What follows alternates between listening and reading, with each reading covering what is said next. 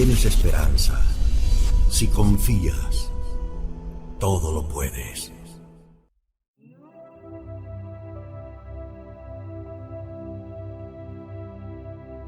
Hola y bienvenidos a nuestro canal, Mundo Caballo de Troya. En este video continuamos con la segunda parte del video de la gran manipulación, pero centrándonos ahora en los años perdidos de Jesús. Y la historia, la tradición y las religiones vuelven a escamotearnos otra importante etapa en la vida terrenal de Jesús de Nazaret. La Iglesia define este período como los años ocultos o perdidos. J.J. Benítez vuelve y se pregunta: ¿años ocultos o simplemente negligencia o falta de interés de los evangelistas? Según las informaciones obtenidas por Benítez en la Operación Caballo de Troya, en los 24 años en los que el Galileo vivió en Nazaret, jamás estuvo oculto. Y él insiste que en los llamados evangelios canónicos no se diga prácticamente nada sobre la infancia y juventud del maestro, no quiere decir que permaneciera escondido. Allí, en Nazaret, en Galilea, vio crecer a sus hermanos, 8 en total: Santiago, Miriam, José, Simón, Marta, Judas, Amós y Ruth. Otro interesante capítulo en la vida del Hijo del Hombre, intencionadamente tergiversado. ¿Hermanos de Jesús? La tradición cristiana dice que no. María, asegura el dogma, fue virgen y concibió al Hijo del Hombre por obra del Espíritu Santo. Personalmente, J.J. Benítez no lo cree. Sabe que el buen Dios puede hacer maravillas, pero, en su humilde opinión, jamás crea problemas añadidos. Y esto habría ocurrido si María, en verdad, hubiera quedado embarazada en el periodo de esponsales, antes del matrimonio. La ley judía era implacable. Pero no es el momento de profundizar en el delicado asunto de la supuesta virginidad de la señora, un tema ampliamente desarrollado en los caballos de Troya. A lo que sí J.J. Benítez se quiere referir es a otra cuestión que, al parecer, podría guardar relación con los citados hermanos del Galileo y que salió a la luz pública en el año 2002. Un tema que, a primera vista, vendría a demostrar la realidad de dicho parentesco. Y digo bien, solo a primera vista. Fue, como hemos dicho, en el otoño de 2002. La noticia dio la vuelta al mundo. En Jerusalén fue descubierto un osario que presentaba la siguiente inscripción en arameo: Jacobo o Santiago, hijo de José, hermano de Jesús. La urna de piedra, de 50 centímetros de largo por 27.5 de ancho, completamente vacía, desencadenó la polémica en los círculos arqueológicos y antropológicos. Se trataba del sepulcro de Santiago, el hermano del maestro. Para el paleógrafo francés André Lemaire, de la Universidad de la Sorbona, no había la menor duda. Así era. La urna, asegura, es del siglo I, concretamente, del año 63 después de Cristo. Nombres comunes. Para otros investigadores, sin embargo, estamos ante un dilema. El profesor Kyle MacArthur, de la Universidad Johns Hopkins, rechaza el hallazgo, asegurando que los nombres grabados eran muy comunes en aquellas fechas. Y tiene razón. Jacobo, José y Jesús eran tan frecuentes en el siglo I como lo son hoy Manuel, Carlos o Tamara. Esta circunstancia, sumada al hecho de que no han sido hallados los huesos del supuesto Santiago, hace dudar, lógicamente, a los expertos. En opinión de J.J. Benítez, existen otras vías para demostrar que Jesús tuvo hermanos carnales, pero esa es otra historia. Y allí, en Nazaret, el joven Jesús aprendió también varios oficios. No solo fue carpintero. Allí, a los 14 años, tras la muerte de José, su padre biológico, el Jesús adolescente se vio en la obligación de asumir la dirección de la familia. Un tiempo no menos difícil para el futuro maestro. Allí, en Nazaret, rechazó la oferta para enrolarse en la guerrilla zelota, los terroristas que luchaban contra Roma. Esta decisión no fue comprendida por María, su madre, y provocó un notable distanciamiento entre ambos. Algo de lo que tampoco hablaron los evangelistas. Las calumnias de la teología. Pero el colmo del infundio llegó con otra, moda teológica. Esta vez, los doctores de la Iglesia afirmaron que Jesús no dejó escritos de su puño y letra porque, simplemente, el maestro era analfabeto. La afirmación, amén de calumniosa, resulta patética. Cualquiera que profundice mínimamente en la vida del Galileo, sabe que Jesús conocía, al menos, 3 lenguas: arameo galileo, su lengua natal, hebreo y griego koiné. Jesús de Nazaret habló hebreo bíblico, De esto no hay la menor duda.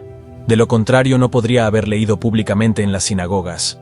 No debemos olvidar, además, que la enseñanza, en aquel tiempo, era obligatoria a partir de los 5 años de edad. Una enseñanza, solo para los varones, en la que se aprendía a leer, justamente, sobre las sagradas escrituras. El hecho indudable de que no dejara escritos, al igual que tampoco dejó descendencia, obedece en realidad a otra circunstancia. Una opción personal que nos llevaría muy lejos en este breve relato, y que quizá algún día Benítez se decida a contar. Algo que tiene relación con la lógica. ¿Imagina usted lo que habría sucedido si el maestro hubiera tenido hijos? ¿A cuántas nuevas polémicas y cruzadas habría asistido el mundo de existir un testimonio escrito de puño y letra del Galileo? ¿A qué grado de idolatría podrían llegar los hombres si se hubieran conservado los huesos del maestro? Lenguas habladas por Jesús. Arameo Galileo, occidental, su lengua materna. El arameo al parecer nace en Siria hacia el año 3000 a.C. Después se irradia hacia los países que hoy forman el Oriente Medio, y se divide en 2 ramas, arameo oriental y occidental. En la actualidad, la lengua natal del maestro se conserva parcialmente en 3 localidades del antilíbano de Siria: Malula, Yubadín y Baja. Hebreo bíblico y míshnico. Jesús los conocía y lo demostró en la lectura en las sinagogas y en sus continuas disputas con fariseos y escribas. Era la única lengua utilizada por los judíos para aprender a leer. Griego común o internacional, koiné. Algo parecido al inglés actual. Se utilizaba especialmente en los negocios y en las relaciones con los gentiles. Se puso de moda a raíz de las conquistas de Alejandro Magno en el siglo IV a.C. Es muy probable que Jesús se dirigiera a Poncio, el procurador romano que autorizó la crucifixión, en koiné. J.J. Benítez dice estar convencido de que el maestro dominaba también el latín y de que comprendía igualmente algo del árabe. Nunca estuvo perdido. Siguiendo con esos años, supuestamente, ocultos o perdidos, uno vuelve a topar con otra descarada manipulación, lo que hoy conocemos como el niño perdido y hallado en el templo. ¿Perdido? La tradición, una vez más, ha deformado la realidad. Jesús de Nazaret jamás estuvo perdido. Durante los días que permaneció en Jerusalén, se alojó en la casa de su amigo Lázaro, en la aldea de Betania, muy cercana a la ciudad santa. Jesús tenía casi 13 años, la mayoría de edad para la ley judía. ¿Cómo entender que pudiera perderse? El asunto sinceramente no huele bien. Parece como si teólogos y exégetas se empeñaran en justificar o disimular la clara desobediencia del Jesús casi niño, deslizando la citada interpretación del muchacho perdido. Jesús, en opinión de J.J. Benítez, sabía desenvolverse por las calles de Jerusalén. El hecho de que no regresara con el grupo en el que viajaban José y María se debe seguramente a otras razones, pero nunca a la de una inocente pérdida. Exclusiva. Un período auténticamente secreto. Y sigo con los silencios de los evangelistas, unos silencios muy sospechosos. Veamos. Jesús abandonó Nazaret cuando contaba 27 años. Corría el 21 de nuestra era. Pues bien, hasta el comienzo de la vida pública o de predicación, ninguno de los escritores sagrados hace referencia a las experiencias vividas por el Maestro. ¿Dónde estuvo durante esos casi 4 años? ¿Por qué nadie habla de ese periodo? El único tiempo auténticamente secreto en la vida terrenal del Galileo fueron los grandes viajes del Maestro, el sueño de su vida. Lamentablemente, como decía, ninguno de los evangelistas hace mención de ello, y no consigo entenderlo. ¿No recibieron información al respecto? ¿No lo juzgaron importante? Sea como fuere, la cuestión es que nos privaron de otra decisiva etapa en la existencia del Hijo del Hombre. Durante un primer año, según las fuentes de informaciones de Benítez, Jesús de Nazaret, tras despedirse de su familia, se embarca en una apasionante gira por el Mediterráneo y parte de Oriente. Y siempre de incógnito, no había llegado su hora. Tras visitar Jope y Cesarea, se dirige por mar hacia la ciudad egipcia de Alejandría. Allí permanece un tiempo. Consulta la célebre biblioteca y contempla las pirámides. He aquí una imagen desconocida del Galileo, Jesús, al pie de las imponentes construcciones faraónicas. De Alejandría navega hacia Creta y de allí a Cirene y Cartago. Jesús se mezcla con los hombres, los observa y aprende de ellos. Otro gran misterio para la mente humana. ¿Cómo un Dios puede aprender de sus criaturas? De Cartago pone rumbo a la isla de Malta. De aquí a Siracusa, en Sicilia. después Mesana, actual Mesina, y por mar alcanza las costas de la actual Italia. Visita Capua y tomando la llamada Vía Apia, entra en Roma, la capital del imperio. Y durante su estancia en la Roma del emperador Tiberio, el maestro disfrutó también de los juegos y de la belleza de la ciudad eterna. Allí escuchó a los más insignes filósofos de la época y siempre de incógnito adelantó parte de su mensaje. Un mensaje que causó sensación, pero nadie supo quién era aquel brillante orador. La sorpresa de Pedro y Pablo. Algún tiempo después, cuando Pedro y posteriormente Pablo llegan a Roma, quedan desconcertados. Un nutrido grupo de romanos sabía ya del mensaje de igualdad que había predicado el maestro. Pero ¿cómo era posible? Jesús muere en el año 30 de nuestra era, y Pedro, según los datos aportados por Eusebio de Cesarea en su historia eclesiástica, pudo entrar en la capital del imperio hacia el 40, en tiempos de Claudio. La explicación, ignorada por los evangelios, se encuentra en ese primer y secreto periplo del Galileo por el Mediterráneo, el gran foco cultural y económico de aquella época. Y de Roma, Jesús de Nazaret se dirige a Tarento, y de aquí prosigue hasta Corinto y Atenas. En la capital de la ciencia y el arte, el maestro siguió escuchando y observando, e hizo una advertencia clave. La ciencia, afirmó, nunca podrá demostrar la existencia del alma, y J.J. Benítez se atreve a añadir, y tampoco podrá demostrar jamás la existencia de Dios. Y los griegos, como los romanos, se preguntaron, ¿quién es este sabio? La chispa divina.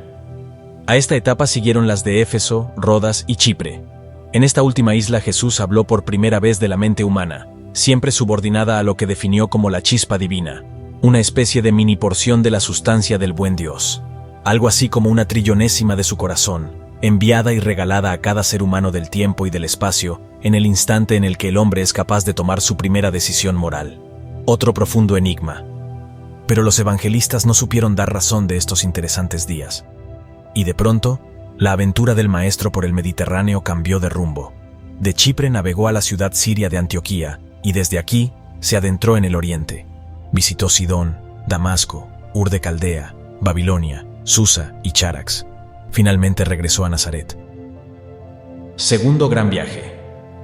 Meses más tarde, según mis informaciones, cuando Jesús estaba a punto de cumplir 29 años, emprendió una segunda y no menos fascinante gira.